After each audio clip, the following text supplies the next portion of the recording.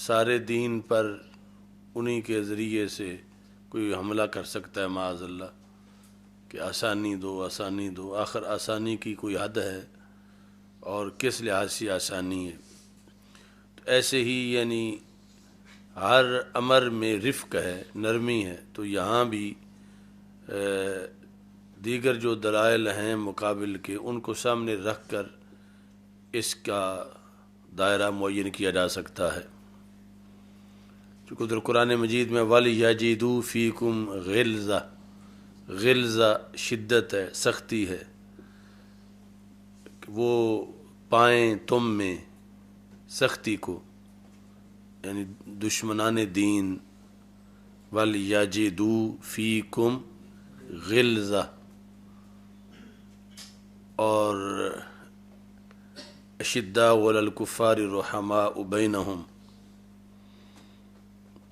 پھر ادھر ہے فَقُولَا لَهُ قَوْلًا لَيِّنًا، کہ نرمی سے جا کے بات کرو.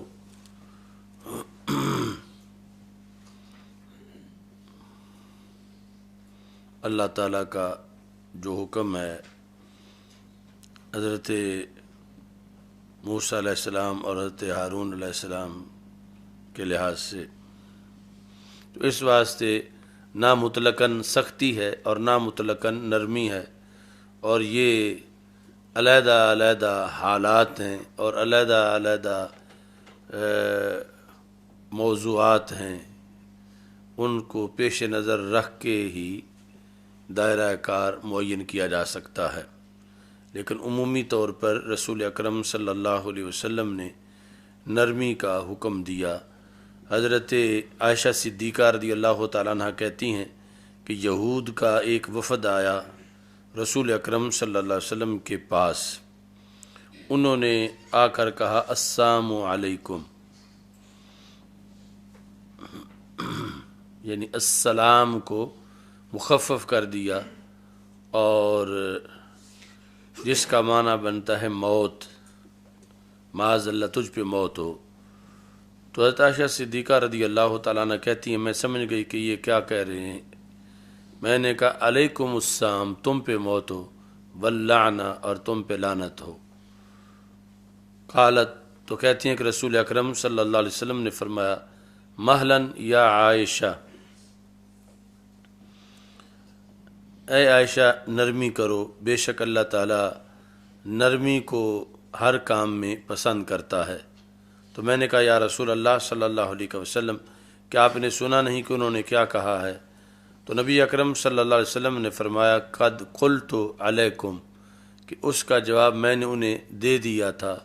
کہ جب انہوں نے کہا السلام علیکم تو میں نے اس کے جواب میں کہا علیکم، کہ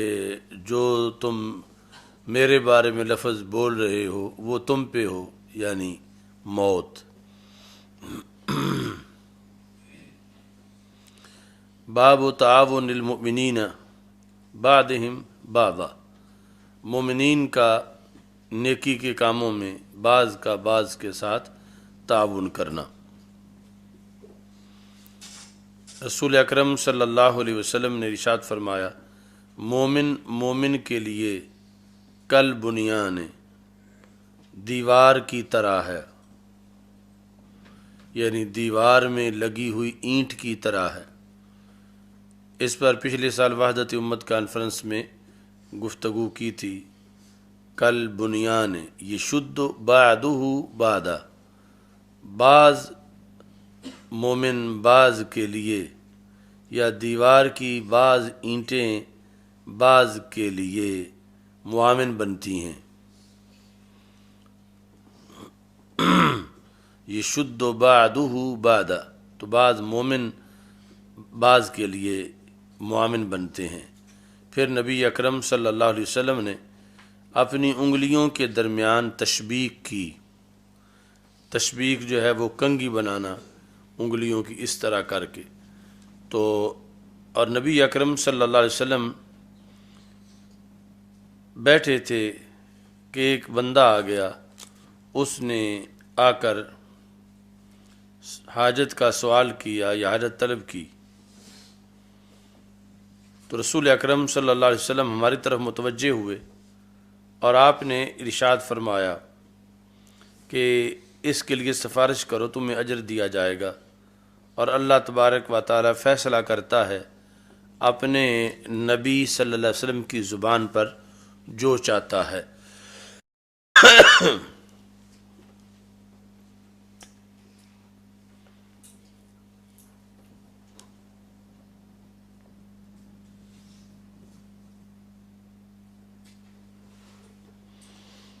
تو ایک تو اس میں یہ جو آخری حصہ ہے سب سے آخری، یہ مقام نبوت کے بارے میں ہے، اور بالخصوص رسول اکرم صلی اللہ علیہ وسلم کی جو نبوت ہے، اور وہ زبان جس کو سب کن کی کنجی کہیں، اس کی نافذ حکومت پہ لاکھوں سلام، اور جو مضمون وما ینطق عن الہویٰ ان هو الا وحی یوحیٰ میں ہے، وہ ہے ولیقض اللہ علی لسان نبیہ ما شاء، اور یہ ساتھ معصومیت بھی ہے، اور یہ آپ کے بعد کسی کے لیے نہیں، آپ آخری نبی ہیں، اور آپ کی زبان کا یہ اعزاز ہے کہ اللہ تعالیٰ آپ کی زبان پر جو چاہتا ہے وہ فیصلہ کر دیتا ہے۔ اور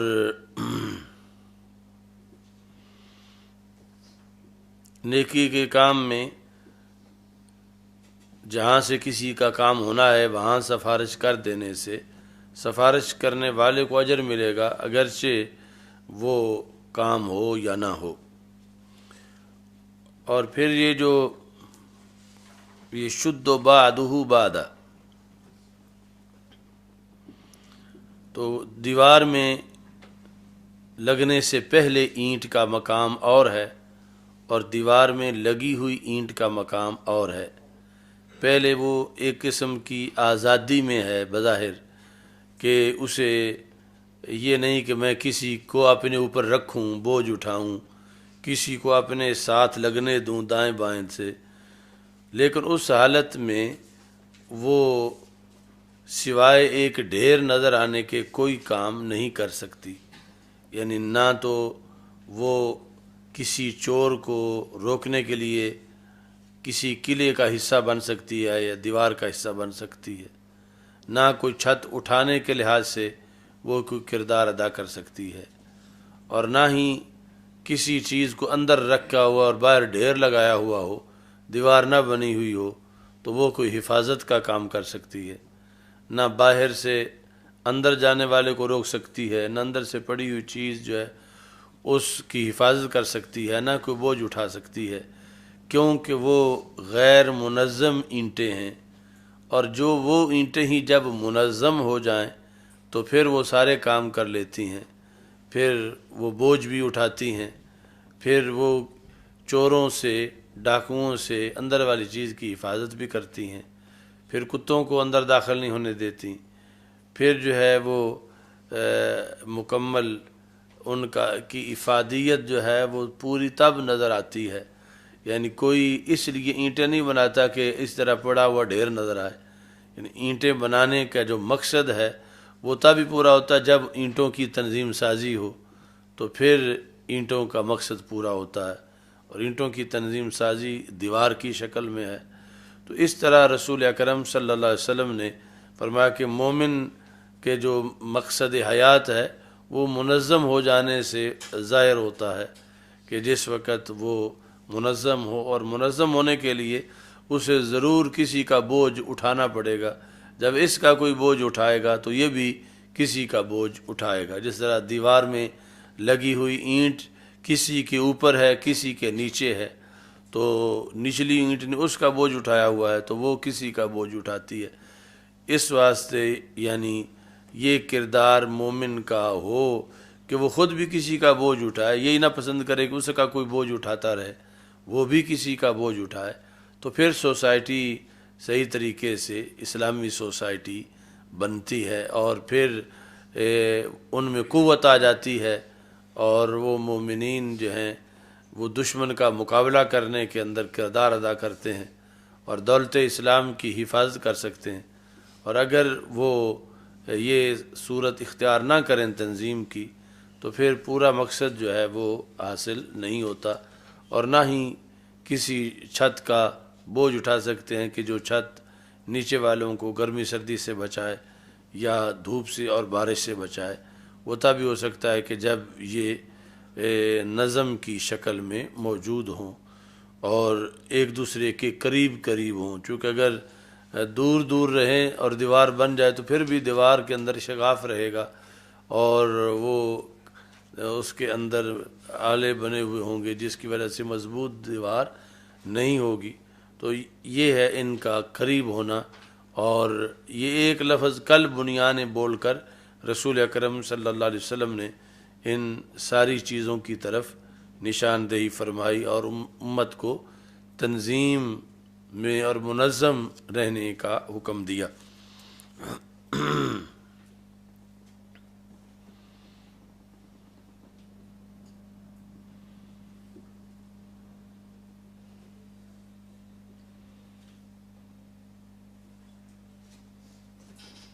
تو یہ پچھلے سال شاید آپ کو یاد ہو، جو اس وقت دنیا میں یہاں موجود تھے، یہاں کی قید ساتھ لگائی ہیں ویسے تو دنیا میں، کہ اگر کوئی دیوار اینٹیں ایسی ہوں کہ جو کسی ناقص بھٹے کی ہیں، جو مطلب کچی اینٹیں ہیں، پختہ نہیں، اور وہ بھی دیوار میں شامل کر دی جائیں تو وہ چور کے لیے معاون بن جائیں گی۔ یعنی چور سارا چکر لگائے گا کہ کہاں سے میں توڑوں اس دیوار کو اور اندر داخل ہوں، تو ان اینٹوں کا حلیہ اسے نظر آ جائے گا کہ بھسی سی ہیں یا کچی ہیں، یہ بھٹے میں ڈالی ہی نہیں گئی، ویسے مٹی کی بنی ہوئی ہیں، تو وہاں سے جو ہے وہ داخل ہو جائے گا، تو پکی اینٹوں کا جو کام تھا وہ بھی سب خراب ہو جائے گا، کیونکہ ایک جگہ سے جب چوروں کو گنجائش مل جائے گی تو باقی ساری دیوار کتنی مضبوط ہو وہ وہیں دیوار کھڑی رہے گی اور چور اپنا کام کر کے چلے جائیں گے، یا باہر سے آنے والے جانور اندر داخل ہو جائیں گے۔ تو اس بنیاد پر یہ بھی یہاں سے پتہ چلتا ہے کہ وہ ساری اینٹیں پختہ ہوں اور مسلک سب کا صحیح ہو۔ اگر کوئی کچے مسلک والی ہو تو اسے دیوار میں لگانا یہ اتحاد نہیں، اتحادہ پکی کو لگاؤ کہ جو پکا کام بھی ساتھ کرے، تو کچی جو ہے اس کو لگانے سے تو دیوار میں یا دراڑ پڑ جائے گی یا پھر ویسے چور کے لیے آسانی ہوگی۔ تو جو وحدت امت ہے اور اتحاد امت ہے، اس میں یہ جو امت کے قابل اینٹیں ہیں وہ لگاؤ، نہ کہ 2 نمبر جو ہیں یا 4 نمبر وہ ساری اکٹھی کر لو، تو تب جا کے مقصد پورا ہوگا۔ اور اگر کچی اینٹوں کو بھی پکی کے قائم مقام سمجھ کے ان کو مرتبہ دے دیا جائے تو پھر تو وہ الٹا نقصان ہوگا۔ تو یہ یعنی شریعت کا تقاضا نہیں، نہ سرکار یہ چاہتے ہیں کہ دیوار بنا لو، پکی اینٹوں کے ساتھ کچی بھی شامل کر لو، کچی کو دعوت دو کہ وہ پک لیں، پہلے انہیں کسی بھٹے میں آگ میں ڈالا جائے اور انہیں پکایا جائے۔ تو یہ بنیان کا تقاضا ہے، نہ یہ کہ جس حالت میں کوئی ہے ویسے ہی اسے قبول کر لو۔ تو جس حالت میں تو یہ بھی ہو سکتا ہے کہ کچھ مٹی کا ڈھیر ابھی لگا ہوا اینٹیں بننے کے لیے، ابھی اس مٹی کی گندائی بھی ہونی ہے، تو کہا جائے کوئی نہیں مٹی تو ہے نا، تو اس کو یوں ہی دیوار میں شامل کر لو ڈھیر تھوڑا سا بنا کے۔ تو اب اس کا یہ ہے کہ وہ پہلے سانچے میں ڈالی جائے، یعنی اس سے پہلے گوندی جائے، سانچے میں ڈالی جائے، پھر اس کو آگ میں ڈالا جائے، پھر وہ اس قابل ہو تو دیوار میں آئے، ورنہ وہ دیوار کے قابل ہی نہیں ہے۔ تو یہ یعنی ایک ہی لفظ رسول اکرم صلی اللہ علیہ وسلم کا یہ تو فرما رہا ہے کہ اینٹ سے کام لو، اینٹ کو ساتھ رکھو، اینٹ کا بوجھ خود بھی اٹھاؤ، اس پہ بھی ڈالو، لیکن یہ ہے کہ وہ اینٹ تو ہو۔ اگر وہ اینٹ ہی نہیں اور اس کو اینٹ قرار دے کر ساتھ شامل کر لیا جائے تو پھر اس سے الٹا نقصان ہو سکتا ہے، فائدہ نہیں ہو سکتا۔ تو یہ اتحاد امت اور وحدت امت کا راز ہے کہ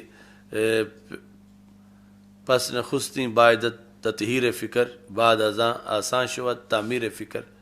سب سے پہلے تطہیر فکر لازم ہے اور اس کے بعد تعمیر فکر جو ہے اس کا مرحلہ ہے۔ تو پہلے جو ڈھلم الیقین ہیں یا پلپلے ہیں، ان کو دعوت ہے کہ وہ پکے ہو جائیں، اور پکے ہونے کے بعد پھر ان کو علیحدہ نہ رہنے دو، انہیں ساتھ شامل کرو، انہیں ساتھ حصہ دو، انہیں دیوار کے اندر مقام دو۔ لیکن اگر وہ پی پی ایس ہیں، پلپلے، تو پھر جو ہے وہ ان کے لیے یہی ہے کہ وہ ابھی ان کو کچھ وقت اس طرف متوجہ کرو کہ وہ پکے ہو جائیں، تاکہ ان کو وحدت امت کی دیوار کا اور قلعے کا حصہ بنایا جا سکے۔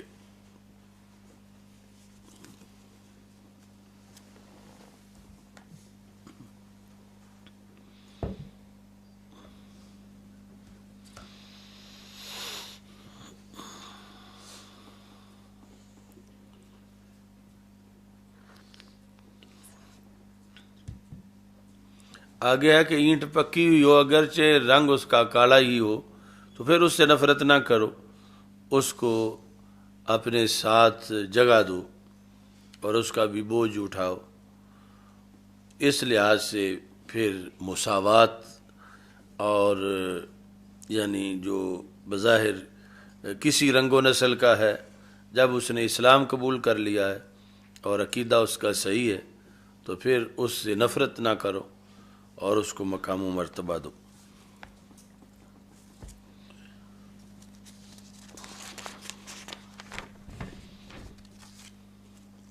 893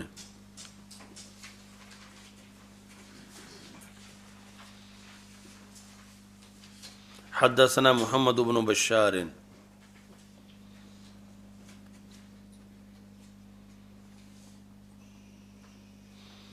اس میں یہ حدیث جو ہے وہ زبان کے جو احکام ہیں ان کے لحاظ سے اور ایمان اور کفر کے لحاظ سے نہایت اہم ہے۔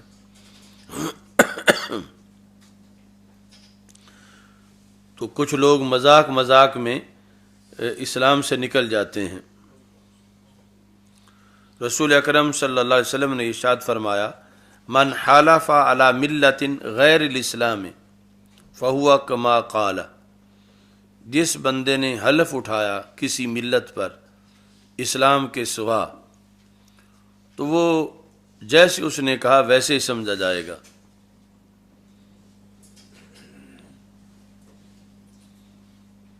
مثال کے طور پر کوئی لات کی قسم اٹھاتا ہے یا عزا کی قسم اٹھاتا ہے، یا کہتا ہے کہ اگر میں ایسا کروں تو میں یہودی ہوں، اور پھر ویسا کر لیتا ہے تو پھر یہودی شمار ہوگا۔ تو اسلام کے سوا، چونکہ اسلام پر وہی ہو سکتا ہے جو اسلام کے سوا ہر کو باطل سمجھے، یہ نہیں کہ اسلام کے سوا کچھ کو تو باطل سمجھے، کچھ کو سمجھے خیر میرے کوئی بات نہیں۔ تو لِيُظْهِرَهُ عَلَى الدِّينِ كُلِّهِ کا تقاضا یہ ہے کہ سوائے اسلام کے باقی سب کو باطل سمجھے۔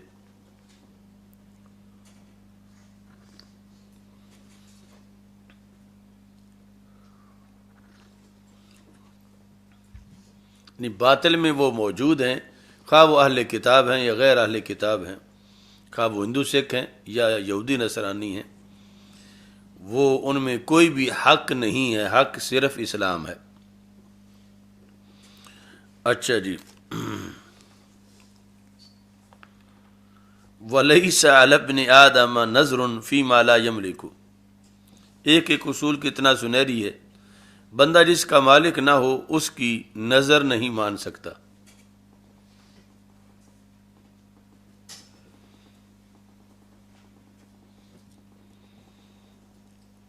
اب آپ کی موٹر سائیکل ہو، کوئی بندہ کہ میں نے نظر مانی ہے کہ میں نے اس پہ سفر کرنا ہے،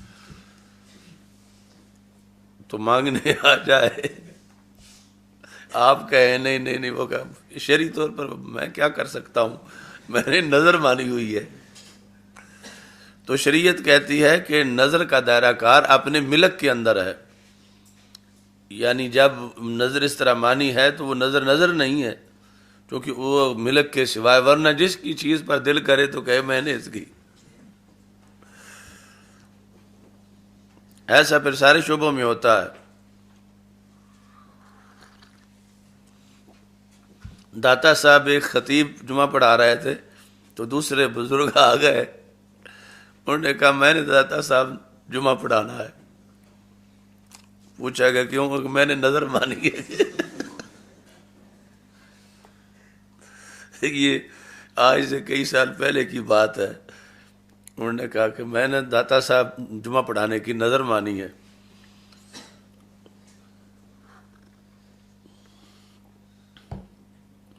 تو نظر جو ہے وہ ملک کے اندر ہے، یہ قانون رسول پاک صلی اللہ علیہ وسلم نے عطا کیا۔ ومن قاتل نفسه بشيء في الدنيا عذب به يوم القيامہ، یہ خودکشی کے خلاف ہے کہ جس نے اپنے آپ کو دنیا میں کسی آلے سے قتل کیا، کسی طریقے سے، عذب به، اسے عذاب اسی سے قیامت کے دن دیا جائے گا۔ یعنی خودکشی حرام ہے اس لیے کہ بندہ اپنا مالک نہیں ہے، بندہ اپنا مالک نہیں، اپنے ملک میں تصرف کر سکتا ہے، تو یہ غیر ملک میں اس نے تصرف کیا جب اس نے اپنے آپ کو مارا، تو اس واسطے یہ حرام کی موت ہوئی۔ اور اگر اسلام کی وجہ سے بیزار تھا اپنے آپ سے کہ میں مسلمان کیوں ہوں، اور اس پر اپنے آپ کو قتل کیا، تو پھر کفر کی موت ہوئی۔ تو اللہ تعالیٰ فرماتا ہے بادرنی عبدی فحرمت علیہ الجنۃ، میرے بندے نے مجھ سے آگے گزرنے کی کوشش کی تو میں نے اس پر جنت کو حرام کر دیا۔ یعنی یہ آگے گزرنے کی کوشش ہے اس بندے کی جو خودکشی کر رہا ہے، اسے یہ ہے کہ اللہ نے پتہ نہیں کب مارنا ہے، میں خود مر لیتا ہوں۔ حالانکہ پھر بھی مرے گا تو اسی سے جو اللہ کا حکم ہے اور تقدیر ہے، لیکن یہ اس کا تو عقیدہ ظاہر ہو جائے گا کہ اللہ کی رضا پر راضی نہیں، وہ پتہ نہیں 10 سال بعد میں مرنا، یہ چاہتا میں بھی مروں۔ تو اس واسطے اللہ فرماتا بادرنی عبدی، اس نے مجھ سے مبادرت کی، گویا کہ مجھ سے آگے گزرنے کی کوشش کی، اس واسطے میں نے اس کو جنت اس پر حرام کر دی۔ آگے ہے کہ مومن پر لعنت کرنا کتنا بڑا جرم ہے، شخصی لعنت۔ ویسے وصف کے ساتھ لعنت تو جس طرح کہ جھوٹوں پہ لعنت، سود خوروں پہ لعنت، یا جس طرح حضرت عبداللہ بن مسعود واصلہ مستوصلہ پہ تندولے لگانے والی پہ لعنت کر رہے تھے، وہ ساری وصف کے ساتھ لعنت ہے۔ تو وصف کے ساتھ لعنت کرنا ناجائز نہیں ہے، جس میں وہ پایا گیا اس پہ ہوگی، لیکن لعن شخصی جو ہے کسی کا نام لے کر کسی مومن کا، اس کے لحاظ سے رسول اکرم صلی اللہ علیہ وسلم نے فرمایا کہ وَمَن لَعَنَ مُؤْمِنًا فَهُوَ كَقَتْلِهِ، کہ کسی مومن پر لعنت کرنا یوں ہے کہ اس کو قتل کرنا ہے۔ تو اب قتل کرنا گناہ کبیرہ ہے اور بہت بڑا ظلم ہے، تو لعنت بھی گناہ کبیرہ ہے اور اتنا بڑا ظلم ہے۔ اور اس میں جو ہے وہ اشارہ بمنزل شخص کے ہے، یعنی اس سے بھی ویسے ہی تعین ہوتی ہے جس طرح نام لینے سے ہوتی ہے۔ تو وصف کے لحاظ سے لعنت اللہ علی الکاذبین، وصف کے لحاظ سے جو ہے وہ جائز ہے، لیکن شخصی طور پر جو ہے وہ لعنت جائز نہیں ہے، یہ قتل کے برابر ہے۔ اور اگلا حصہ یہ جو کسی پر کفر کا فتویٰ لگانا، اس سے پہلے کس قدر تقاضے پورے کرنا ضروری ہے۔ من قاذف مؤمنا بکفر فہو کقتلہ، جس نے کسی مومن پر کفر کا الزام لگایا تو یہ یوں ہی ہے کہ اس نے اس کو قتل کیا۔ یعنی کفر کا جھوٹا الزام، جو کافر ہے اس کو تو کافر کہنا دین ہے، ادھر پھر کہنے سے اجتناب نہیں، یعنی کافر کو کافر کہنا پڑے گا، اور جو کافر کو کافر نہ کہے پھر اس پہ وبال آئے گا۔ اور ادھر یہ ہے کہ جس کے کفر کے اندر اس کو شرع صدر نہیں کہ واقعی یہ کافر ہے، تو اسے کافر نہ کہے، اور جب میرٹ پورا ہو کفر کے لحاظ سے تو پھر اسے کافر کہے، اور اس کے بغیر کسی پر الزام کفر لگا دینا وہ یوں ہی ہے جیسے اس کو قتل کرنا ہے. یعنی اس سلسلے کے اندر بھی مکمل احتیاط جو ہے وہ ضروری ہے. یہ نہیں کہ آپس میں لڑائی میں یا مذاق میں ہو کافرہ، تو اس طرح جو ہے وہ شریعت اس سے روکتی ہے کہ آپس میں جو ہے وہ کھیل رہے ہیں اور ایک دوسرے کو ایک کہتا ہے کافرہ دوسرا کہتا ہے یہودیہ، تو یہ اس طرح کا مذاق جو ہے وہ بھی جائز نہیں. اور دوسرا جو ہے یہ بطور گالی عام بغیر سبب کے بغیر وجہ کے، تو وہ چھوٹا مسئلہ نہیں. ایک تو وہ کفر واپس لوٹ کے آئے گا، اور دوسرا یہ شریعت میں یوں ہے جیسے کسی کو قتل کرنا ہے، تو قتل کرنے سے پہلے جس طرح بندہ سوچتا ہے کہ یہ میں کیا کرنے لگا ہوں، تو ایسے کسی کو کافر کہنے سے پہلے بھی سوچے.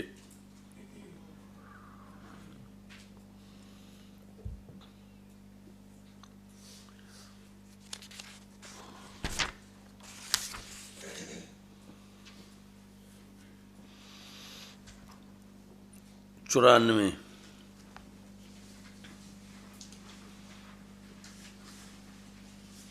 حدثنی یحییٰ، یہ پہلے بھی کئی بار ہے اور اس میں اس صفحے کے آخر میں بھی یہی ہے. ایصال ثواب کی بھی دلیل ہے. حضرت عبداللہ بن عباس رضی اللہ تعالیٰ عنہ کہتے ہیں کہ رسول اکرم صلی اللہ علیہ وسلم 2 قبروں کے پاس سے گزرے اور فرما انہما لا يعذبان، ان کو عذاب ہو رہا ہے.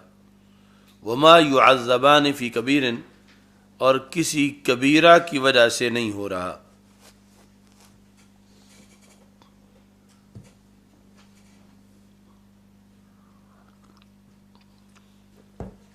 جہاں تک ان میں سے ایک کا تعلق ہے تو وہ پیشاب کے چھینٹوں سے نہیں بچتا تھا، جہاں تک دوسرے کا تعلق ہے تو وہ چغل خور تھا. پھر رسول اکرم صلی اللہ علیہ وسلم نے تر ٹہنی منگائی کھجور کی، لیکن پتے اس پر نہیں تھے، اتار لیے گئے تھے. فشقہ بنصفین، چونکہ یہاں پر تو اسیب ہے اور نچلے جو ایک لائن چھوڑ کے اوپر ہے سب سے آخر میں وہ ہے بے جریدہ تن. جریدہ ہے وہ مجردہ ہے، پتوں سے خالی کی گئی ہے. تو اس کو 2 حصوں میں توڑا. فغارہ سالہ ہذا واحدہ والا ہذا واحدہ، اس حصے پہ بھی ایک لگا دی اور دوسرے حصے پہ بھی ایک لگا دی. قال لعلہ ان یخفف عنہما ما لم یبسا، تو کہا کہ یہ اس لیے ہے ان یخفف عنہما ما لم یبسا، کہ جب تک یہ خشک نہیں ہوں گی اس وقت تک جو ہے یہ عذاب میں ان کے تخفیف ہوتی رہے گی جو دفن ہیں. تو اس سے پھر قرأت قرآن پر بھی استدلال کیا جاتا ہے کہ جب تر ٹہنی کا ذکر عذاب میں تخفیف کا باعث ہے تو اللہ کے کلام کو پڑھنے سے یقیناً تخفیف عذاب میں ہوگی. یا عذاب نہیں ہو رہا تو پھر مزید نعمتوں کے حصول کے لحاظ سے وہ کردار ادا کر رہی ہیں.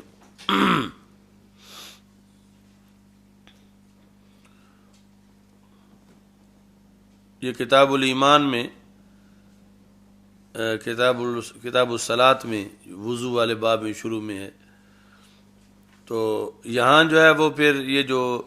منکرین ایصال ثواب ہیں وہ کہتے ہیں کہ یہ رسول اکرم صلی اللہ علیہ وسلم کی خصوصیت ہے کہ سرکار دو عالم صلی اللہ علیہ وسلم نے چونکہ لگائی تھیں تو اس بنیاد پر عذاب میں تخفیف ہو گئی تھی، تو اور کسی کے لیے جائز نہیں کہ وہ ایسا کرے.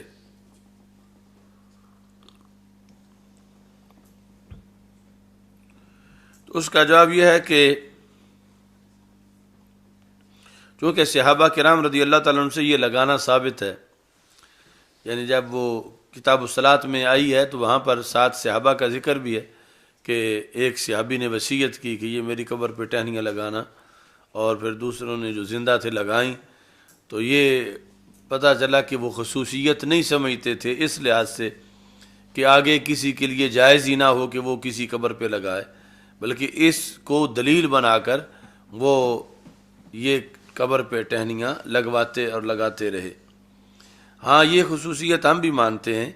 کہ رسول اکرم صلی اللہ علیہ وسلم نے جو لگائیں تو ایسا سرور اور ایسی راحت ہمارے لگانے میں نہیں ہے، چونکہ رسول اکرم صلی اللہ علیہ وسلم کے ہاتھوں کی برکت بھی ان ٹہنیوں کو میسر ہے، اور اپنا جو تر ہونے کے لحاظ سے ان کا ذکر ہے وہ بھی ہے. تو اگرچہ یہاں ان ٹہنیوں کو وہ مقام تو میسر نہیں، لیکن اس کا یہ مطلب نہیں کہ یہ لگائیں تو بدعت ہو جائے، یہ لگائیں تو کوئی فائدہ نہ ہو، تو پھر بھی فائدہ جو ہے وہ موجود ہے. اس لیے صحابہ رضی اللہ تعالی عنہم نے، وہ راوی نے حکم دیا لگانے کا. یہ پیچھے نوٹ لگایا ہوا ہے نا آپ نے، ڈھلا ڈھلا بولے. اچھا جی، دوسرا یہ کہتے ہیں کہ وہاں تو رسول اکرم صلی اللہ علیہ وسلم کو پتہ چل گیا تھا کہ یعذبان، ان کو عذاب ہو رہا ہے. تو ادھر تمہیں کیا پتہ چل جاتا ہے کہ ان کو عذاب ہو رہا ہے، اور پھر تم یہ سمجھتے ہو کہ تمہارے جو گئے ہیں ان کو عذاب ہو رہا ہے. تو یہ تو تمہارا یعنی ٹہنیاں لگانا اس بات کا قرینہ بن جائے گا کہ تمہارے جو گئے ہیں ان کو عذاب ہو رہا ہے. تو اس طرح بھی وہابی دیوبندی جو ہیں وہ اعتراض کرتے ہیں. یعنی یہاں رسول اکرم صلی اللہ علیہ وسلم کا علم غیب بھی تسلیم کر لیتے ہیں، اور یہ کہ تم نہ کرو کسی طرح، چونکہ تمہیں تو پتہ نہیں ہے، اور یہ صورتحال. اس کا جواب یہ ہے کہ ہمارا یہ لگانا جو ہے وہ اس کو ہم دعا پر قیاس کرتے ہیں، یعنی دعا سے بھی رحمت کا اہتمام ہے، بخشش کا اہتمام ہے جو کسی کے لیے کی جاتی ہے.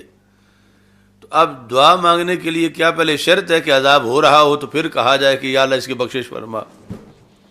تو وہ اگرچہ نہیں بھی ہو رہا تو پھر بھی دعا مغفرت کی جائے، اور حکم ہے کہ والذین جاؤوا من بعدہم یقولون ربنا اغفر لنا ولاخواننا الذین سبقونا بالایمان، کہ جو چلے گئے ہیں اللہ ان کی بخشش کر. تو ان کے ذمے اگر کوئی گناہ نہیں ہوگا تو یہی دعائے مغفرت ان کے لیے اور درجات کی بلندی کا باعث بن جائے گی. تو اس طرح ہم منکرین کو کہتے ہیں کہ تمہارے نزدیک بھی مغفرت کی دعا تو تم جائز سمجھتے ہو، تو کیا تمہیں معلوم ہے کہ ان کے کوئی گناہ ہیں جن کے لیے مغفرت کی دعا کی جائے؟ تو تمہیں بھی معلوم نہیں، اس لیے اس کے باوجود جائز سمجھتے ہو. یا یہ دعا مانگنا ضروری ہے اس بات کی دلیل نہیں کہ وہ گناہ گار ہی ہیں. تو اس بنیاد پر ہم بھی حصول رحمت کے لیے اور ان کے لیے برزخ میں ریلیف کے اعتبار سے یا بلندی درجات کے لحاظ سے ہم یہ کرتے ہیں. اس کے لیے ہمیں یقینی طور پر علم ہونا کوئی شرط نہیں ہے. جس طرح دعا جائز ہے تو یہ بھی جائز ہے.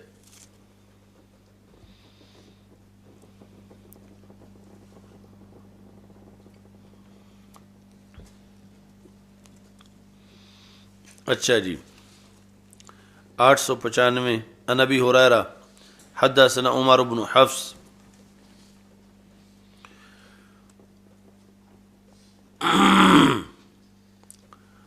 تو یہ عام لوگوں میں معاشرے میں ایک بات پائی جاتی ہے جسے کوئی عیب نہیں سمجھا جاتا،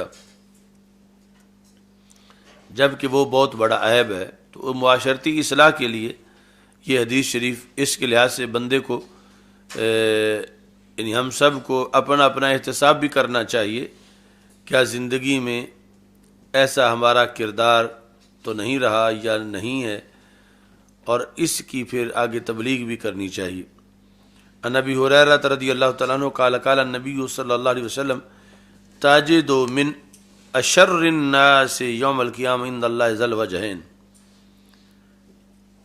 شر، شریر، اس سے اشر، بہت زیادہ برا، لوگوں میں سے تم قیامت کے دن اسے پاؤ گے اللہ کے ہاں، ذل وجہین، جس کے دو چہرے ہیں، دو چہروں والے بندے کو تم قیامت کے دن بہت برا پاؤ گے، دو چہروں والے کو، الذی یأتی ہؤلاء بوجہ وہؤلاء بوجہ، یہ اس کی آگے وضاحت ہے، دو منہ۔ اب سوال پیدا ہوتا ہے کہ دو چہرے تو کسی کے ہو ہی نہیں سکتے، ایک ہی چہرہ ہوتا ہے، تو اس کی رسول پاک صلی اللہ علیہ وسلم نے وضاحت کی کہ اس کے چہرے کے کردار دو ہیں، کبھی ان کے پاس جا کے انہیں اپنی حمایت کا یقین دلاتا ہے اور یہ شو کرتا ہے کہ میں تمہارا ساتھی ہوں، اور کبھی پھر دوسروں کے پاس جا کے انہیں یہ ظاہر کرتا ہے کہ میں تمہارا ساتھی ہوں۔ تو یہ ہے ذل وجہین، دو چہروں والا، منافقت جس میں پائی جاتی ہے، تو جس کو معاشرے میں آج عیب نہیں سمجھا جا رہا بلکہ اس کو ہوشیاری قرار دیا جا رہا ہے، چالاکی یا کامیاب دنیا داری۔ تو رسول اکرم صلی اللہ علیہ وسلم نے فرمایا کہ یہ قیامت کے دن بدترین انسان ہوگا اللہ کے دربار میں۔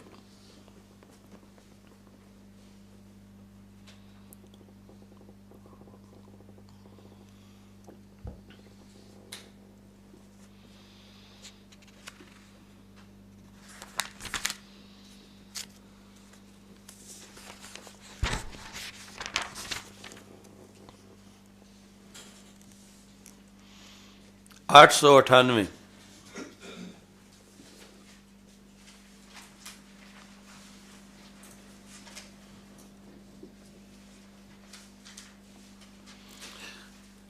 یہ دو لائنیں چھوڑ کے باب هل یزور صاحبہ کل یوم او بکرۃ وعشیہ، کیا کوئی اپنے صاحب کو روزانہ ملے، روزانہ ایک بار یا روزانہ صبح و شام؟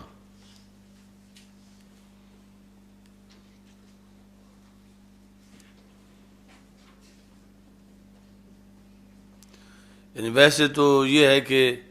زرغباً تزدد حبا، یہ تم نے گلستان میں پڑھا ہوگا، یا گلستان ہی نہیں پڑھی؟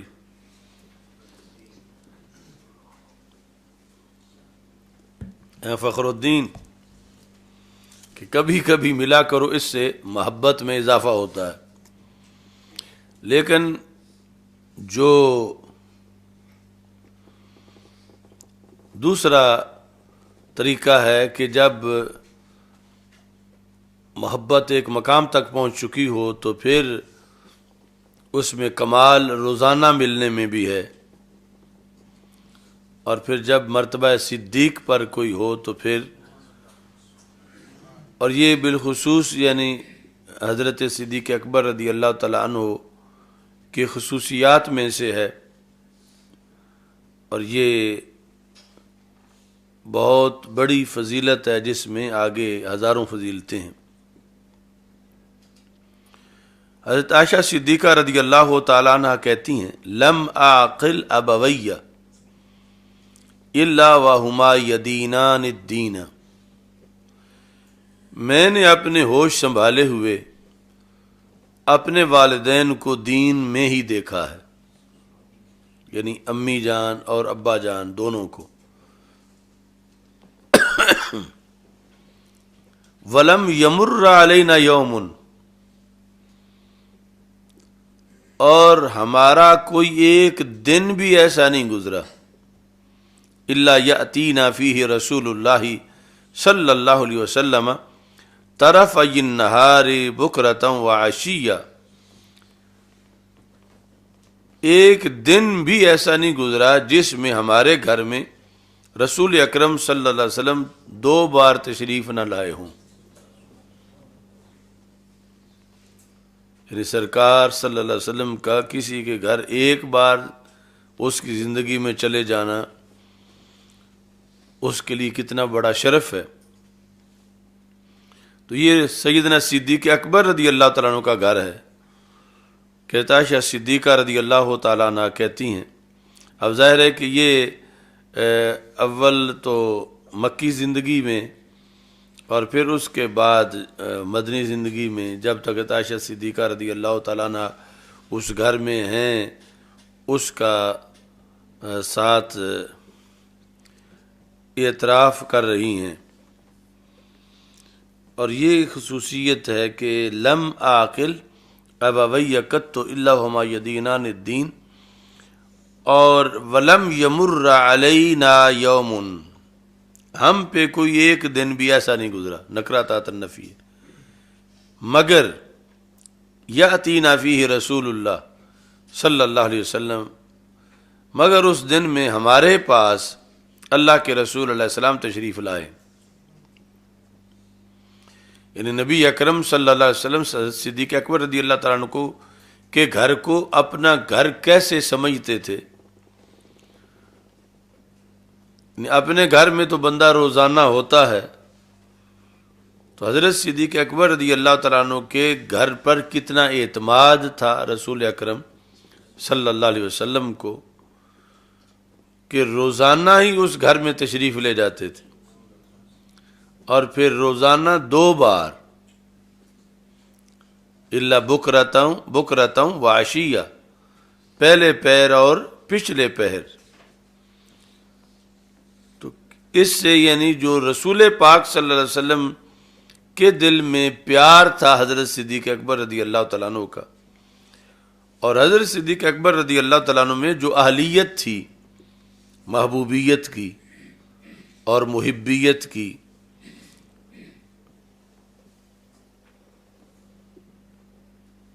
اور اس آنے جانے میں پھر کئی راز کی باتیں ہیں،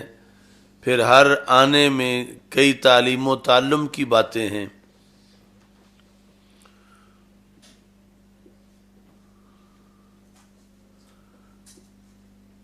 اور یہ حصہ بطور خاص مکی زندگی کا ہے۔ اس اگلے حصے میں یہ ہے فَبَيْنَا نَحْنُ جُلُوسٌ فِي بَيْتِ أَبِي بَكْرٍ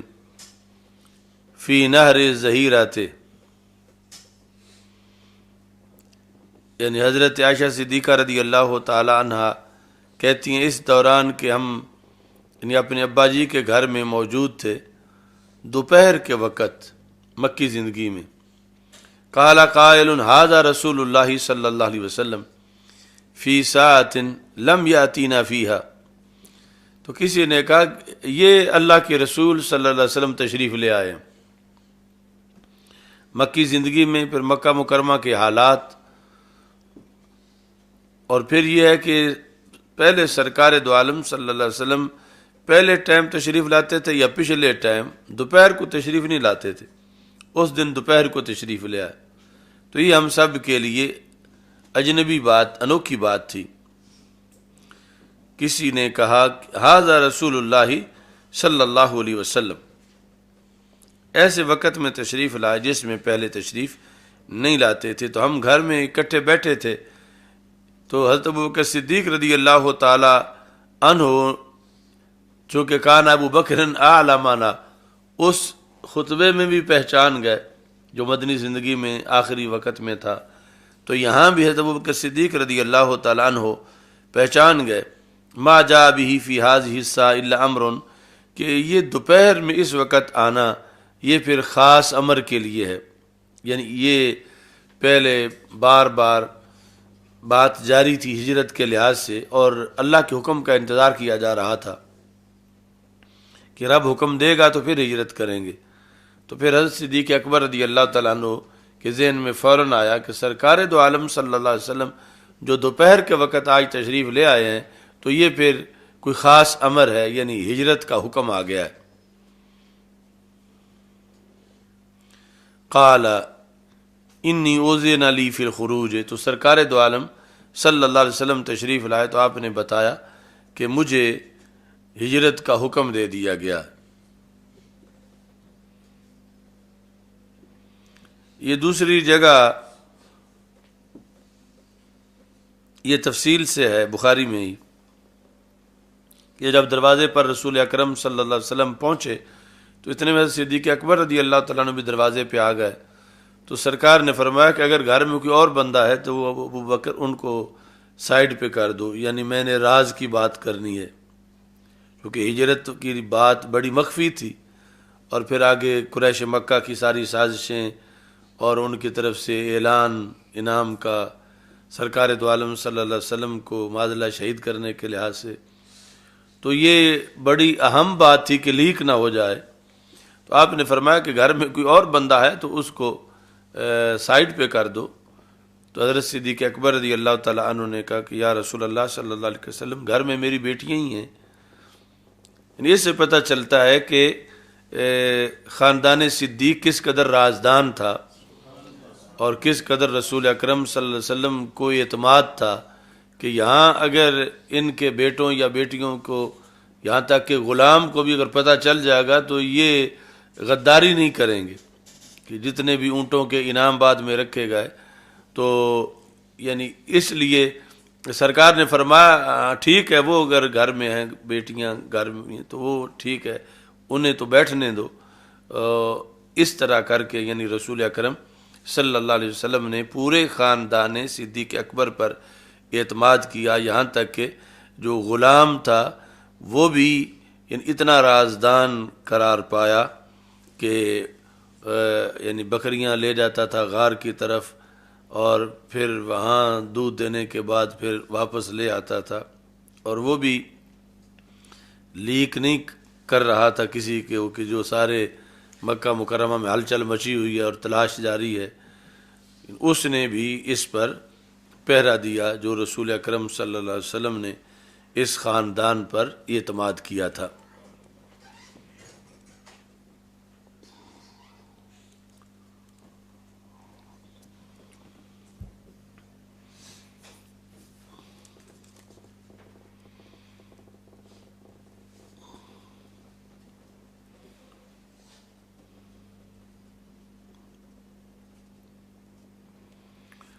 اچھا جی،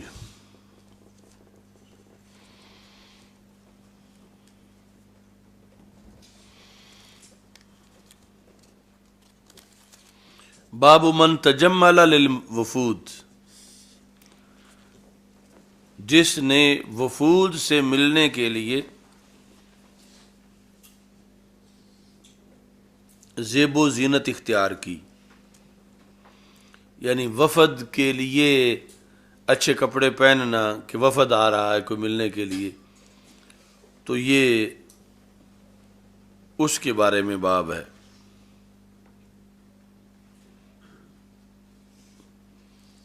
حضرت عبداللہ بن عمر کہتے ہیں کہ حضرت عمر رضی اللہ تعالیٰ عنہ نے ایک شخص پر پوشاک دیکھی ریشم کی، دوسری حدیث میں ہے کہ مسجد کے دروازے پہ سٹال لگا ہوا تھا، تو آپ نے فرمایا اس زمانے میں اس کو دیکھ کر یا رسول اللہ صلی اللہ علیہ وسلم اشتری ہذہ، آپ یہ خرید لیں، فلبسھا لوفد الناس، جب لوگوں کے وفد آتے ہیں تو ان کے لیے آپ یہ پہنیں، اذا قادموا علیک۔ تو نبی اکرم صلی اللہ علیہ وسلم نے فرمایا انما یلبس الحریر، یعنی اس شک پر تو اعتراض کیا کہ وہ بنا ہوا ریشم کا تھا، کہ یہ ریشم کا کپڑا وہ پہنتا ہے جس کا آخرت میں کوئی حصہ نہیں ہے۔ پھر نبی اکرم صلی اللہ علیہ وسلم کے پاس ایک پوشاک لائی گئی، تو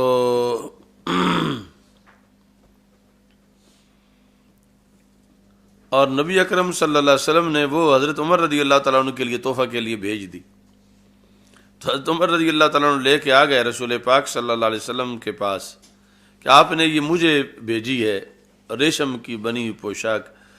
اور وقد قلت فی مثلھا ما قلت، اور حالانکہ میں نے جب کہا تھا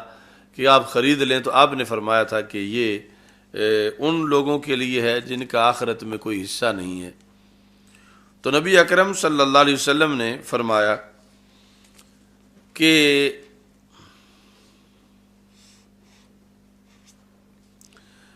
یعنی میرے یہ بھیجنے کا کب مطلب تھا کہ آپ یہ استعمال بھی کریں؟ میں نے بھیجی ہے بطور مال، تمہیں بھیجی ہے، یعنی مال میں اس کو بیچا جا سکتا ہے آگے، تو لِتُصِيبَ بِهَا مالا، تاکہ تم اس کے ذریعے مال حاصل کریں۔ تو اس سے یعنی یہ بھی فقہی طور پر پتہ چلتا ہے کہ قرآن و سنت سے استدلال کرنے کے لحاظ سے کئی وجوہ کو پیش نظر رکھنا ضروری ہے۔ اب حضرت عمر رضی اللہ تعالیٰ عنہ کو جب وہ تحفہ ملا تو سب سے پہلے تو یہی ذہن میں آیا کہ پھر سرکار نے مجھے پہننے کے لیے دیا ہے، کہ پہننے والی چیز ہے تو بھیجی ہے، تو پھر پہننے میں، بھیجنے میں ہی اجازت موجود ہے۔ اگر یہ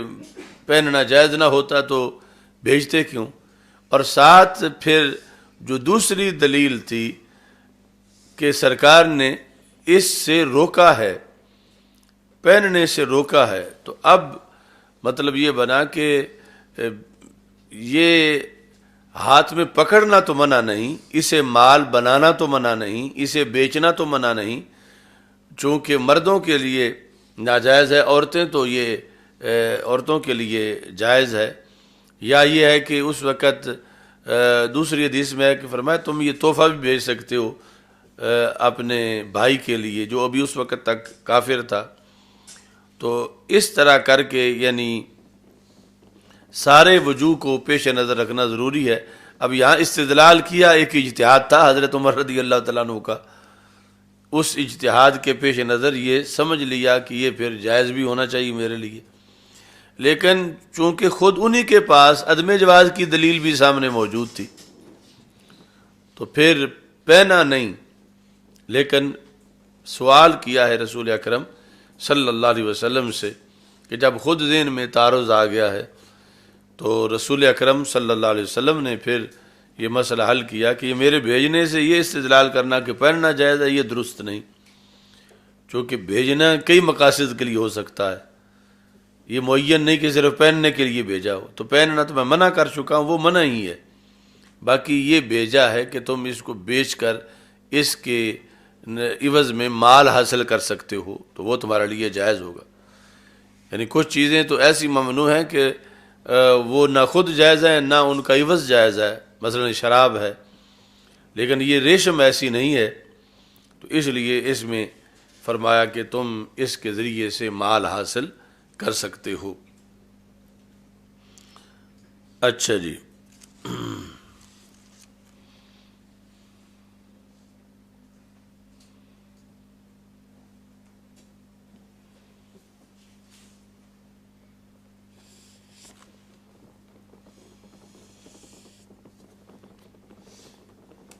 حدثنا مسدد،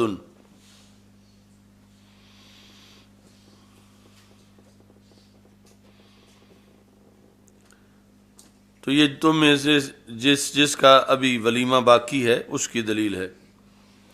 قادم علینا عبد الرحمن بن عوف رضی اللہ تعالی عنہ،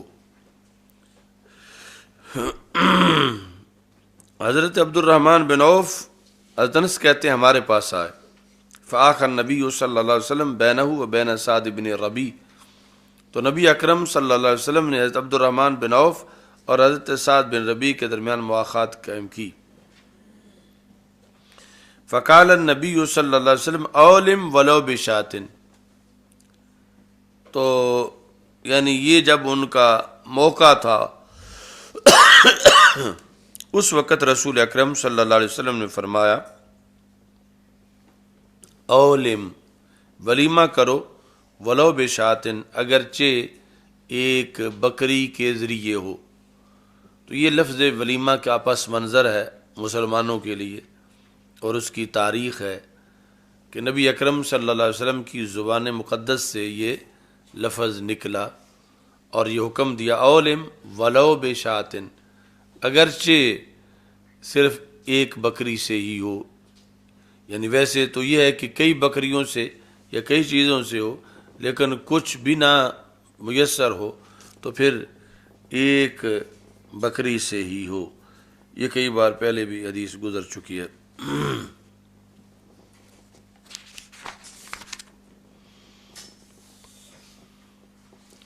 900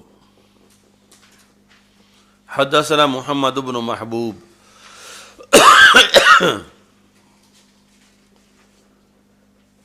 عن قتادة عن انس رضی اللہ عنہ ان رجلا جاء الى النبی صلی اللہ علیہ وسلم یوم الجمعہ، ایک شخص آیا، ظاہر ہے کہ وہ صحابی تھے، نبی اکرم صلی اللہ علیہ وسلم کے پاس آئے جمعہ کے دن، اس حالت میں کہ رسول اکرم صلی اللہ علیہ وسلم مدینہ منورہ میں خطبہ دے رہے تھے۔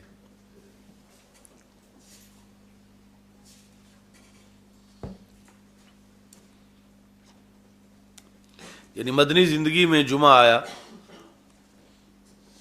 مکی میں نماز پنجگانہ آ چکی تھی، تو مدنی زندگی میں جمعہ کا خطبہ رسول اکرم صلی اللہ علیہ وسلم ارشاد فرما رہے تھے۔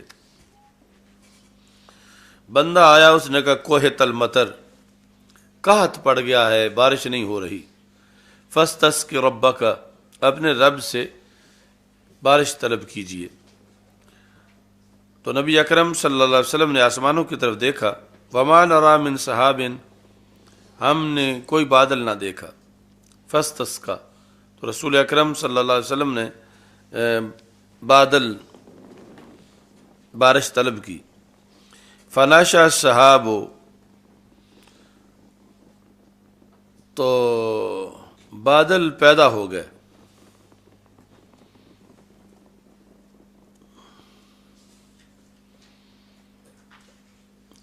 یا بادل جمع ہو گئے بعض کے ساتھ، پھر بارش کی گئی، حتی سالت مصاعب المدینہ تھے،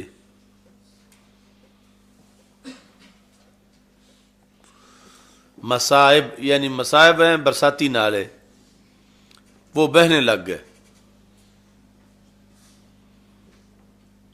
فما زالت الى الجمعۃ المقبلۃ، اگلے جمعے تک بارش یوں ہی رہی، دمادم چلتی رہی، ما تقلع، ختم نہیں ہو رہی، ثم قام ذلك الرجل او غیرہ، اگلے جمعے وہی یا کوئی دوسرا بندہ کھڑا ہو گیا، کس وقت؟ جب رسول اکرم صلی اللہ علیہ وسلم خطبہ دے رہے تھے، کہتا ہے غرقنا، اب تو غرق ہو گئے، غرقنا، فادعوا ربک یحبسها عنا، اپنے رب سے کہو ہم سے یہ روک لے، اب غرقنا، فضاحکا، تو یہ جو تم حوالے جمع کر رہے ہو کہ رسول اکرم صلی اللہ علیہ وسلم کہاں کہاں مسکرائے، تو اس کے غرق نہ کہنے پر اب سرکار مسکرا پڑے کہ پچھلے جمعے جو ہے وہ قحط کا سامنا تھا، اب کہتا ہے غرق نہ۔ تو پھر نبی اکرم صلی اللہ علیہ وسلم نے دعا فرمائی، اللہم حوالینا ولا علینا، یہ آج بھی تم یعنی جب بارشیں زیادہ ہوں اور رک نہ رہی ہوں تو یہی دعا مانگ سکتے ہیں، اللہم حوالینا ولا علینا، اے اللہ اور جگہوں پہ ہو، ہمارے اوپر نہ ہو۔ 2 بار یا 3 بار آپ نے کہا، فجعل السحاب یتصدع عن المدینہ، تو بادل اوپر سے پھٹ گئے، یعنی پہلے تو چھائے ہوئے تھے تو پھر پھٹ گئے کہ نیلا آسمان نظر آیا، یمینا و شمالا، دائیں بائیں، یمطر ما حوالینا ولا یمطر ما علینا،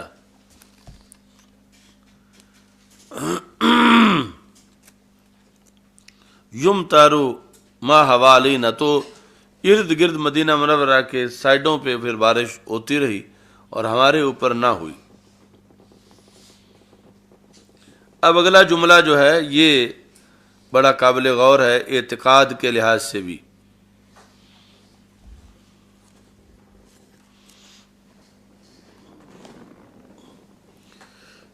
یعنی یہ جو دیوبندی وہابی ہیں، جب ان کے سامنے کوئی ایسی چیز بیان کی جائے مثلا یہی حدیث، تو وہ کہیں گے اس میں سرکار کی کیا شان ہے، یہ تو ایک معجزہ ہے، تو معجزے سے تو عقیدہ ثابت نہیں ہوتا، جو بھی تم بیان کرو بلا کر کہ یہاں ہی یعنی چاہیں گے کہ یہ کیا کمال، یہ تو معجزہ ہے. یعنی ایسی بیماری ان کو ہے کہ جب جواب نہ بن پڑے پھر یہ تو معجزہ ہے. جیسے معجزہ میں سرکار کا تو کوئی دخل ہی نہیں ہے، یہ تو معجزہ ہے. ان کی اس بات کا جواب یہاں بخاری میں موجود ہے کہ یہ جتنے بھی معجزات ہیں ان میں جو کچھ ہوتا ہے کیوں ہوتا ہے، کس لیے ہے. تو صحابی کہتے ہیں یریہم اللہ کرامت نبیہ، اللہ دنیا کو، لوگوں کو اپنے نبی کی شان دکھاتا ہے. یعنی اس کو ٹال نہ دو کہ صرف معجزہ ہے، اس میں پھر کیا ہے. تو ہمارا جو نظریہ ہے وہ اس سے ماخوذ ہے کہ صحابی کہتے ہیں یریہم اللہ،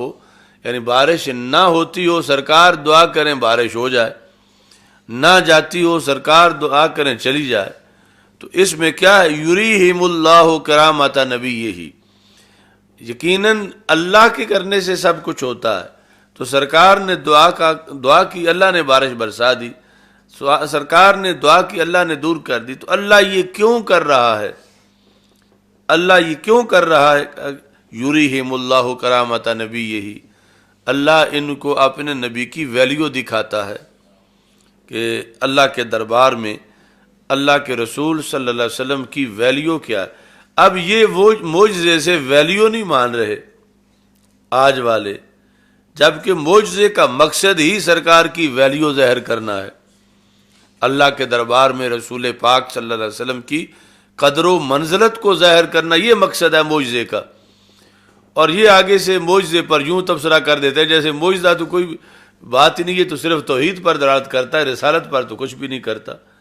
تو جب کہ صحابہ کہتے ہیں یریہم اللہ کرامت نبیہ صلی اللہ علیہ وسلم، کہ اللہ تبارک و تعالی ان ساری چیزوں سے انہیں، یعنی دنیا والوں کو، لوگوں کو، صحابہ کو اپنے نبی کی کرامت دکھاتا ہے. وَإِجَابَةَ دَعْوَتِهِ، اور اپنے رسول صلی اللہ علیہ وسلم کی دعا کی مقبولیت ظاہر کرتا ہے.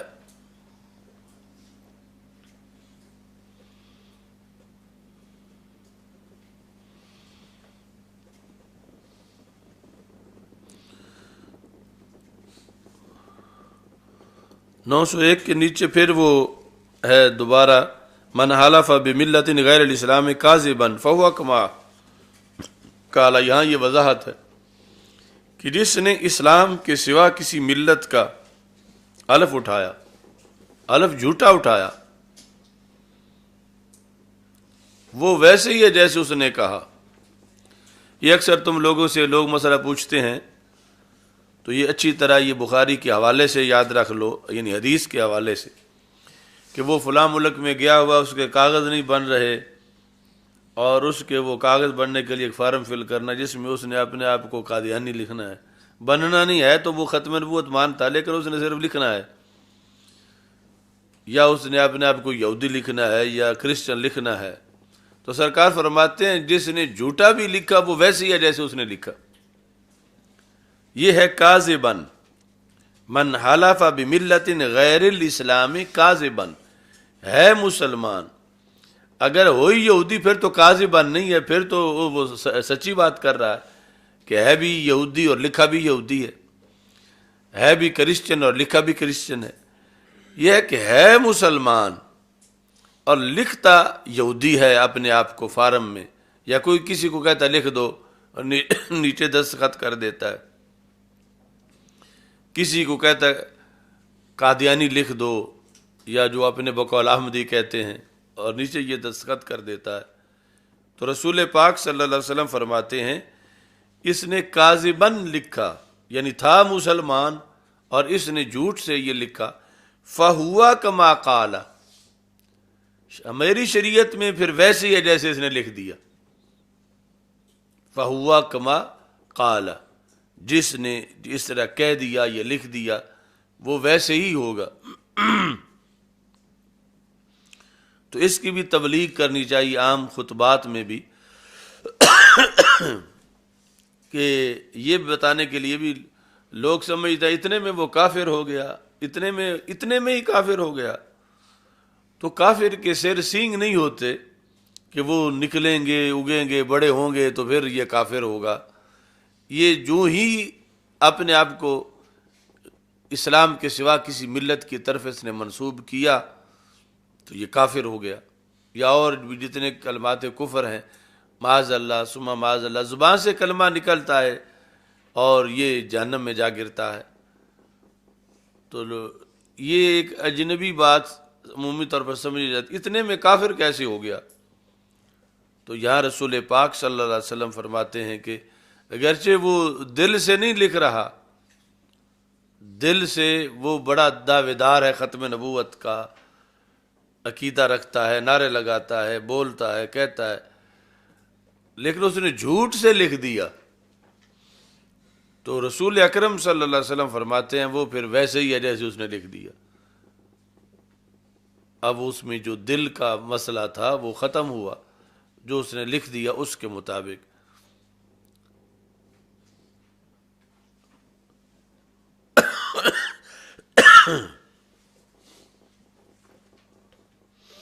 اصل اسلام کی جو حقانیت ہے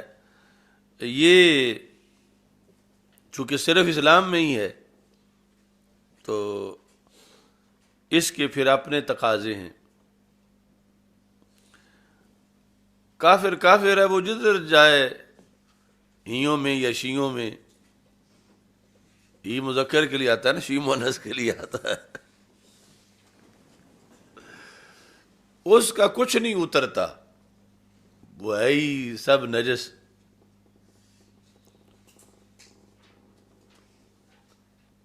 گندا نالا گندے نالے میں پڑ رہا ہو تو اس کو کیا پرواہ ہے، لیکن پاک جو ہے اس کے لیے تقاضے ہیں۔ تو یہ پاک کی کمزوری نہیں، پاک کی شان ہے۔ یعنی کوئی لوگ کہتے ہیں نا کہ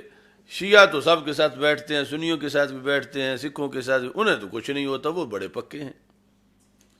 وہابی تو سب کے ساتھ بیٹھ رہے ہیں، انہیں کچھ نہیں تو وہ تو بڑے پکے ہیں۔ یا منہاجی تو سب کے ساتھ بیٹھ رہے ہیں، وہ بڑے پکے ہیں۔ تو اس کا مطلب یہ نہیں کہ وہ بڑے پکے ہیں، اس کا یہ مطلب ہے کہ دودھ کا جو جگ ہے، دودھ جو ہے وہ یہ شان رکھتا ہے کہ اس میں پیشاب کی چھینٹ نہ پڑے، لیکن پیشاب تو پیشاب ہے، اس کا تو کوئی تقدس نہیں، چونکہ پیشاب پڑا ہے لہذا اس میں کوئی چیز نہ پڑے، وہ پہلے خود ہی پیشاب ہے۔ چونکہ شراب پڑی ہے، اس میں پانی کا پاک پانی نہ پڑے یا کوئی چیز، وہ خود ہی شراب ہے۔ گندگی تو گندگی ہے، گندگی کا پرہیز نہیں، گندگی کو کسی کے ساتھ ملنے سے پرہیز نہیں، لیکن جو پاک ہے اس کا تو پرہیز ہے۔ تو یہ پاک کی کمزوری نہیں کہ یہ کیوں نہیں موج سے ہر کسی کے ساتھ جا کے بیٹھتا، پھر پاک ہی نہیں رہے گا۔ یہ اس کے پاک ہونے کا تقاضا ہے کہ اگر اس نے پاک رہنا ہے تو پھر اس کے لیے پابندیاں ہیں، اور اگر اس نے بھی پلید ہونا ہے تو پھر کوئی پابندی نہیں۔ اور جو پلید ہے یہ نہیں کہ وہ طاقتور بڑا ہے یا ول پاور بڑی ہے یا اس پر کسی کا اثر نہیں ہوتا، وہ اس لائق ہی نہیں رہا کہ اب اور اس پر کسی کے اثر کی کوئی نوبت رہ گئی ہو، وہ ویسے ہی دردہ پلید ہے۔ تو اس واسطے یعنی یہ جو اتحادی کلچر ہے یا بد مذہبوں کے ساتھ بیٹھنے کا معاملہ ہے، تو اس میں اس چیز کو پیش نظر رکھنا چاہیے کہ تقاضا دودھ کا ہے کہ اس کو چھینٹوں سے بچاؤ، یہ تقاضا گندگی کا نہیں کہ اس کو دودھ سے بچاؤ۔ گندگی میں گندگی ڈالو یا دودھ ڈالو وہ تو گندگی ہے، یہ نہیں کہ جب دودھ ڈالو گے تو اس کا گندگی پن ٹوٹ جائے گا، وہ گندگی نہیں رہے گی، وہ ہے ایسی کہ جس نے اس میں جانا اس نے بھی گندا ہی ہونا ہے۔ ہاں دودھ جو ہے یا مقدس چیز جو ہے یا زمزم جو ہے، اس کی یہ شان ہے کہ اس میں کوئی چھینٹا نہ گرنے دو، کیونکہ اس کے لائق نہیں کہ اس میں چھینٹا گرے۔ یہ نہیں کہ پلید چیز جو ہے وہ طاقتور بڑی ہے اور یہ دودھ کمزور بزدل ہے، اس پر تو کسی کا اثر ہو جاتا ہے لیکن کسی پر اس کا اثر نہیں ہوتا، سنی پر تو کسی کا اثر ہو جاتا ہے، یہ کہتے ہیں سنی بچ کر ہے، تو اوروں کو تو اثر نہیں ہوتا، تو وہ اس حیثیت میں ہے جو غلاظت کی حیثیت ہے، وہاں پھر اب نوبت پیچھے رہ کے آ گئی ہے اثر ہونے کی۔ یہاں ہم کو بات کی جاتی ہے کہ ان کے عوام کو تو کچھ نہیں ہوتا، وہ تو ہر جگہ آتے جاتے ہیں، تم اپنے عوام کو روکتے ہو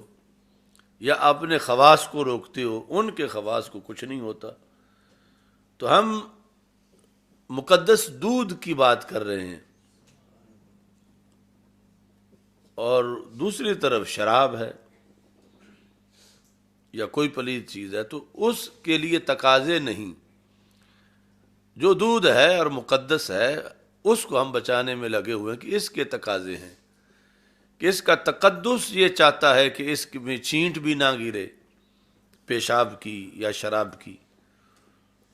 اور دوسری طرف جو ہے وہ ان کی وہ حیثیت ہی اس چیز کی ہے کہ وہاں کوئی خطرہ نہیں رہا، کہ وہ چیز ایسی نہیں کہ جس کے تقدس کے بارے میں کوئی فکر کی جائے۔ سمجھ آئیے نا سائیں؟ من حلف بملت غیر الاسلام کاذبا فہو کما قال۔ تو یہ اس لیے بھی ہے جو کہ اب یہ صورتحال بنی ہوئی ہے کہ جلالی صاحب کیوں نہیں بیٹھتے، وہ تو فلاں بیٹھتا ہے فلاں بیٹھتا ہے، انہیں تو کچھ نہیں ہوتا، تو یہ دوسروں کو بھی روکتے ہیں۔ ان کے اندر یہ ول پاور کیوں نہیں ہے کہ یہ بیٹھ کے بھی سلامت رہیں؟ تو ہم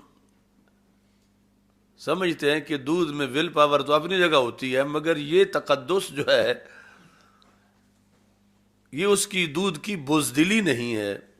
بلکہ دودھ کا دودھ رہنا ہے اور دودھ کا پاک رہنا ہے۔ اور دوسرے جو ہیں شراب یا پیشاب، یہ نہیں کہ ان کا مطالعہ بڑا زبردست ہے اور ان کے دلائل کا کوئی جواب نہیں، وہ جدھر بھی چلے جائیں انہیں کچھ نہیں ہوتا۔ وہ اس لیے کچھ نہیں ہوتا کہ اس حیثیت میں ہے کہ جس حیثیت کے لیے تقدس باقی نہیں ہے یا اس کے لیے تقدس ہوتا ہی نہیں ہے۔ اب ایک جو ہے وہ بلا تشبیہ و تمثیل نہایت ہی اچکی عورت، وہ اسے تو کوئی پرواہ نہیں کسی کے ساتھ جا کے کھڑی ہو جائے، لیکن دوسری طرف تقوی والوں کو تو ہے۔ اب حریم شاہ کسی کے کندھے کے ساتھ جا کے کھڑی ہو جائے، اسے کیا پرواہ ہے کہ وہ آگے الطاف حسین ہے، عمران خان ہے، زرداری ہے یا کوئی مفتی صاحب ہیں، اسے تو کوئی پرواہ نہیں۔ لیکن اگلا جو ہے وہ اگر کوئی مفتی صاحب ہیں، پارسا ہیں، تو ان کے لیے مسئلہ ہے۔ اب اس کا یہ مطلب نہیں کہ حریم شاہ کے اندر جو ہے وہ بڑی ول پاور ہے اور اسے تو کچھ ہوتا نہیں۔ یہ آگے کیوں ڈرپوک لوگ ہیں جو حریم شاہ سے کتراتے ہیں، اس کے پاس کھڑے نہیں ہوتے، وہ آتی ہے یہ آگے سے بھاگ جاتے ہیں۔ سمجھ رہے ہو نا سائیں؟ تو یہ جو بد عقیدہ ہے یہ حریم شاہ سے کروڑ مرتبہ زیادہ لچے لفنگے ہیں اپنی اعتقادی پلیدی کے اندر۔ تو یہ دروازے پہ آ جائیں تو حریم شاہ کے آنے پر نہ کھولو تو ان کے آنے پر کھولنا کیوں ضروری ہو گیا؟ کہ چونکہ دارالعلوم میں آ گئے تھے لہذا پھر حریم شاہ کے ساتھ بھی بیٹھ جایا کرو تھوڑا دیر، کہ خود آ گئی تھی اور تھی بھی پتہ نہیں اس کا عقیدہ کیا ہے۔ تو یہ صورتحال ہے اصل میں، یعنی صداقت اور حق کے لیے کچھ اپنے اس کے تقاضے ہیں، یہ نہیں کہ اس کے مقابلے میں طاقت باطل میں زیادہ ہے۔ باطل اس حیثیت کا ہے وہ جہاں گرا ہو سب ہی اس کے شایان شان ہے، وہ ایڑی کے نیچے ہو، وہ کار ذلت میں ہو، وہ گٹر میں ہو، وہ باطل ہے۔ لیکن حق جو ہے اس کے اپنے تقاضے ہیں، یہ باطل سے مکس نہیں ہوتا، مکس ہو جائے تو حق نہیں رہتا، اور باطل جس سے بھی مکس ہو اسے اپنا بنا لیتا ہے، وہ صحیح بن جاتا ہے۔ لہذا باطل کا کچھ نہیں بگڑتا، باطل جہاں جائے اس کا کچھ نہیں بگڑتا۔ اس میں یہ نہیں کہ اس کی برتری شان بڑی ہے، اس کا کچھ نہیں بگڑتا، یہ ہے کہ وہ ہے ہی باطل، اس کا باطل ہونا اسے فائدہ دے رہا ہے، وہ جہاں بھی جائے۔ لیکن حق حق ہے، حق کے لیے اپنے تقاضے ہیں، یہ حق، اس کا سب سے بڑا مقصد حق رہنا ہے، اور جس وجہ سے بھی اس کے حق پر آمیزش آتی ہو تو وہ وجہ اس کے لیے خطرناک ہے۔ تو اس لیے من حلف بملت غیر الاسلام کاذبا، اب اسلام ایسا نہیں کہ کہتا رہے نہیں نہیں دل سے تو اس طرح ٹھیک ہے، صرف لکھ کر ہی دیا ہے، تو اسلام بڑا غیرت مند ہے۔ اسلام کہتا ہے اگرچہ اس نے جھوٹے طور پر مجھ سے علیحدگی اختیار کی تو میں نے پھر حقیقی طور پر علیحدگی اختیار کر لی، اب وہ مسلم نہیں رہا، اب وہ کرسچن ہے، یہودی ہے، وہ قادیانی ہے جو اس نے لکھا۔ اچھا جی، ومن قتل نفسه بشيء عذب به في نار جہنم، یہ پہلے گزر گیا، ولعن المؤمن كقتله ومن رمى مؤمنا بكفر فهو كقتله، جس نے کسی مومن پر کفر کا الزام لگایا حالانکہ وہ کافر نہیں ہے تو یہ یوں ہی ہے جیسا کہ اس نے اس کو قتل کر دیا۔